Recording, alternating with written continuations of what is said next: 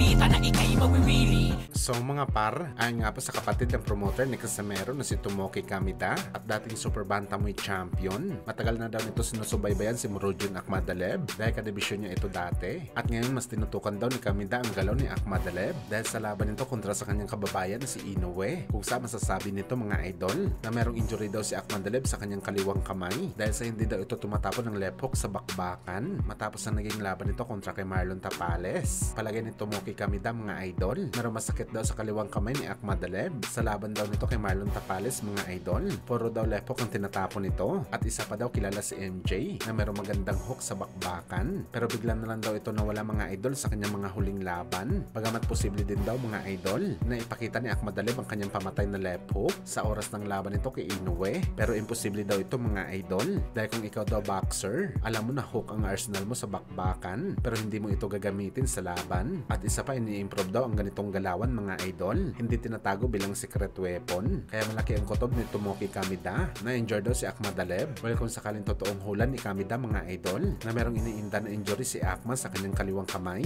malamang katapusan niya na sa bakbakan dahil halimaw po itong si Inoue mga idol. Dapat kung makipaglaban ka kay Inoue nasa mataas talaga ang kondisyon mo para meron ka panapat sa Hapones dahil kung merong sabit ang conditioning mo panigurado gagapang ka talaga sa lona sa Japanese Monster.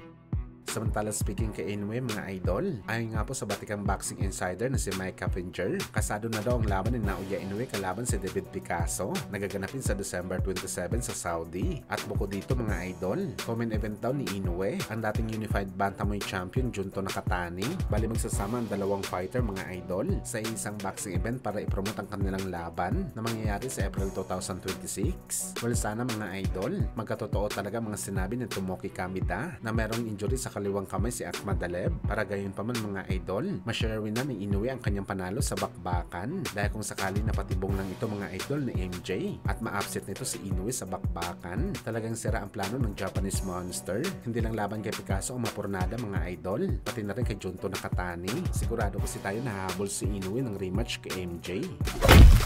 Sa kabilang banda naman mga idol, Terence Crawford umamin na believe daw siya kay Manny Pacquiao bilang isang tunay na legend ng boxing sports. Noong nakaraang buwan mga idol, marami ang nagalit dahil sa mga sinabi ni Crawford na mas mahusay at angat daw si Canelo Alvarez kay Pacman bilang boxer. Pero ngayon mga idol, inamin na ni Crawford na isa talaga ito sa napahanga kay Pacquiao dahil siya lang daw mga idol ang nakilala nitong fighter na maliit lamang pero ready sa all-out war sa bakbakan kontra sa malalaking kalaban. Hindi daw matatawaran ang tapang ni Pacman. Hindi man daw naikas ang laban nila dati sa top rank pero naintindihan daw ni Crawford ang sitwasyon na yon dahil target talaga ni Manny Pacquiao si Mayweather Jr. at prospect pa lang noon si Crawford.